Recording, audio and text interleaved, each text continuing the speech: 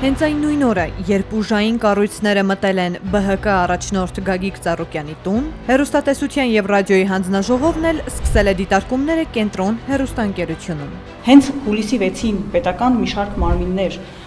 մուլտիգրուպ կոնցեռնի տարբեր փակ բաց տարբեր ձեռնարկություններում եւ ընկերություններում իրականացրել են խոզարկություններ եւ վարույթ իրականացնող մարմինները քննչական գործողություններ իրականացրել։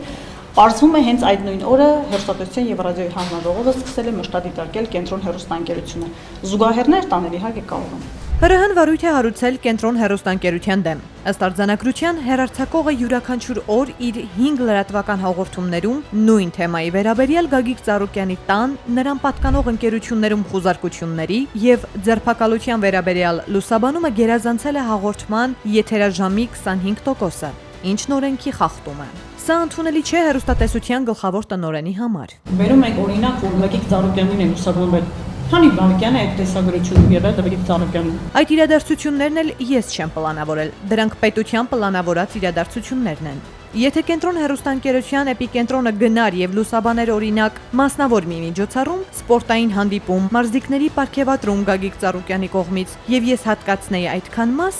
այլ կլիներ։ Մուլտիբանկը կողմեց։ Կոնյակի գործարանում տեղի են ունենում վարչության մարմին գործողությունները։ Փակվել է մունիցիպալնես։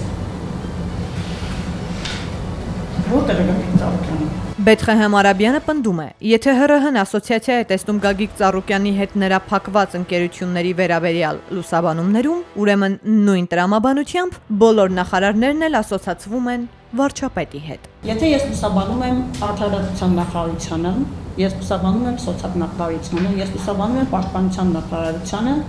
նույն օրը ես լուսաբանում եմ նաև արտաքին գործերի նախարարությունը։ Արդյոք ես լուսաբանում եմ միայն կառավարությանը եւ դա 25%-ի խախտում է, կամ արդյոք ես լուսաբանում եմ Նիկոլ Փաշինյանին։ Այնուամենայնիվ ՀՌՀ-ն տուգանեց Կենտրոն հեռուստաընկերությանը 100,000 դրամով։